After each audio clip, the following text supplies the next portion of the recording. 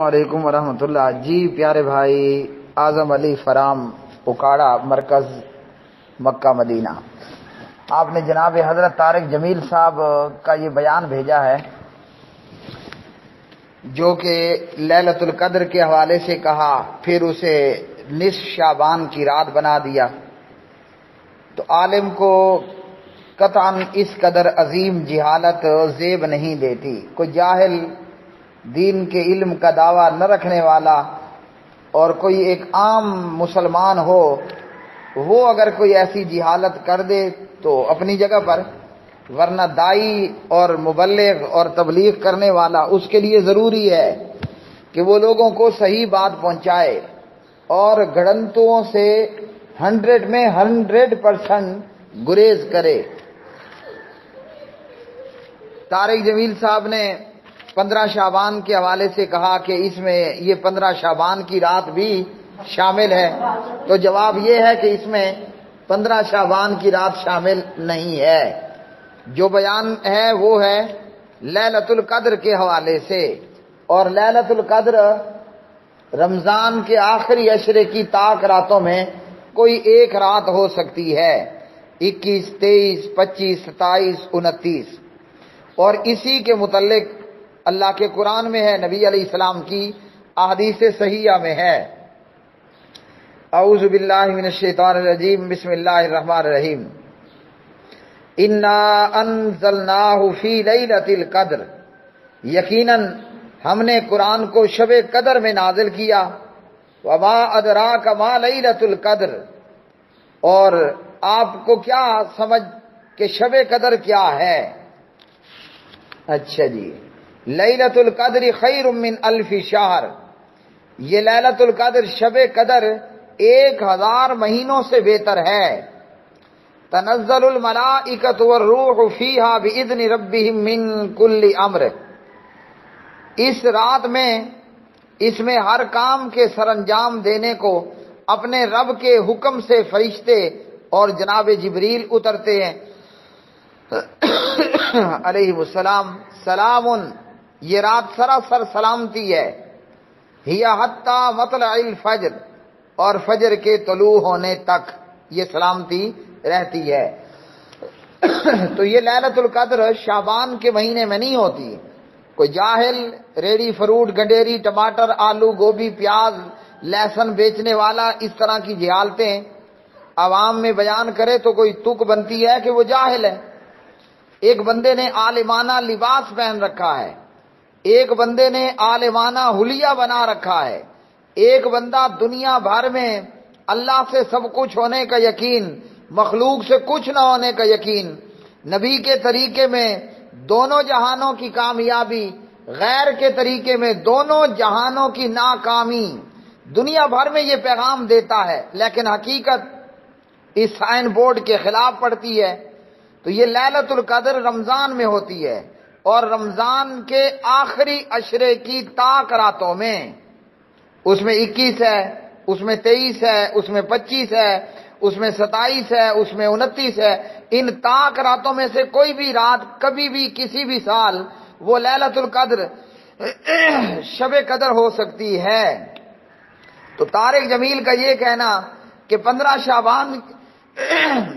شعبان کی رات بھی اسی میں شامل ہے، تو یہ میں یہی کہوں گا، یہ دانستہ یا غیر دانستہ ٹوٹلی جہالت کا ارتکاب ہے۔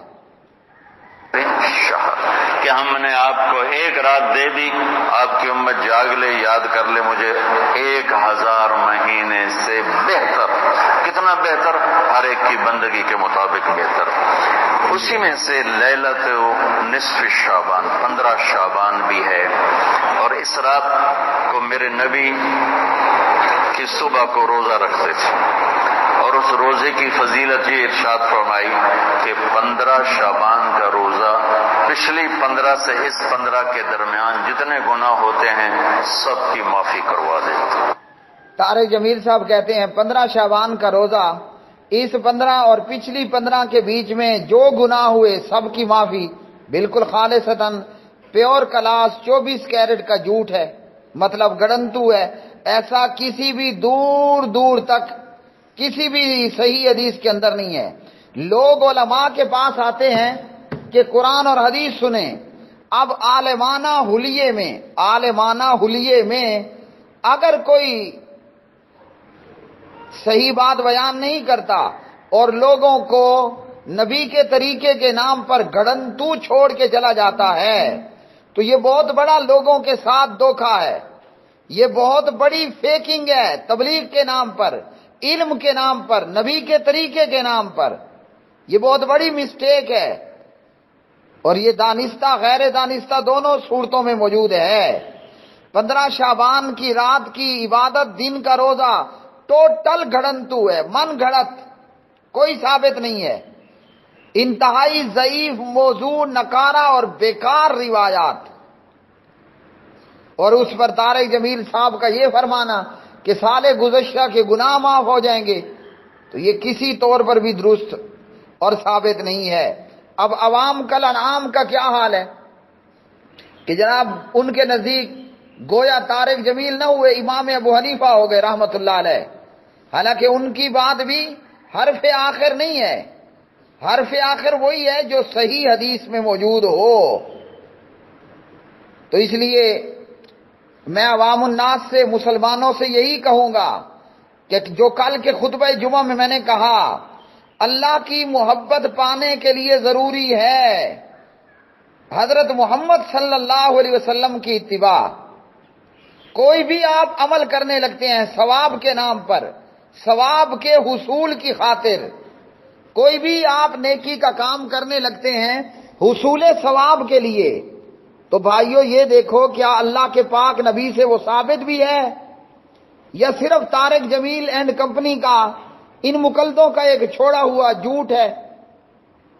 تو جو آپ ثابت شدہ عمل کریں گے وہ بھلے وہ کھجور کی گٹھلی میں موجود پردے برابر یا دھاگے جتنا ہو، آپ کو ثواب آپ کی توقعات سے بڑھ کر ملے گا۔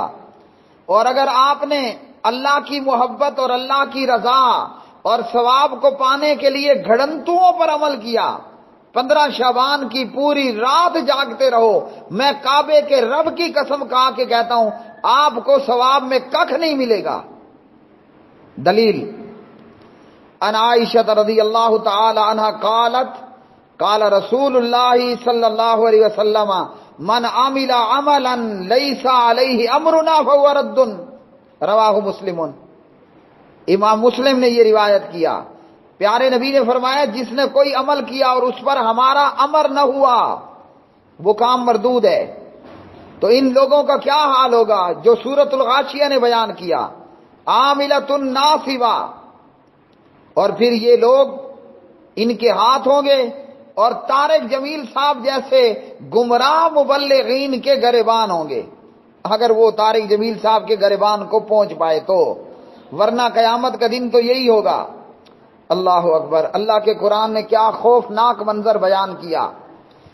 یا ایھا الناس اتقوا ربکم ان زلزلۃ الساعۃ شیء عظیم یوم ترونها تذهل كل مرضعۃ عما ارضعت وتضع كل ذات حمل حملها وترى الناس سكارى وما هم بسكارى ولكن عذاب الله شديد۔ ایک اور مقام پر یوم یفر المرء من اخیہ وامہ وابیہ وصاحبتہ وبنیہ لکل امرئ منہم یومئذ شأن یغنیہ۔ تو جناب طارق جمیل صاحب کی یہ بات درست نہیں ہے، 15 شعبان کوئی ثابت نہیں ہے، جاگ لو، پوری رات جاگو، 15 شعبان کے روزہ رکھ لو، تمہیں ککھ نہیں ملنے والا، اور قیامت کے دن افسوس کرتے رہو گے کہ کیوں ہم طارق جمیل جیسے گمراہ مبلغین کی باتوں میں آ کر پوری رات 15 شعبان کو شب برات بنا کر مصلی بچھائے نماز پڑھتے رہے اور 15 شعبان کا روزہ رکھ کر مفت میں بھوک مرے. کہ ہم نے آپ گورنمنٹ بجٹ پیش کرتی نا پورے سال میں، یہ ہوگا یہ ہوگا یہ ہوگا یہ ہوگا، چیزوں کے ریٹ اور باقی ساری چیزوں کا اعلان ہوتا ہے. اسی طرح میرا اللہ اس رات پورے سال کا اعلان فرماتا ہے کہ فرشتوں کی طرف سے فرشتے پورا سنا دیتے ہیں کہ اس سال میں کیا ہوگا. 15 شعبان کی رات کو زندگی موت کے فیصلے، رزق کے فیصلے من گھڑت بات ہے، روایات سندن ثابت نہیں ہیں.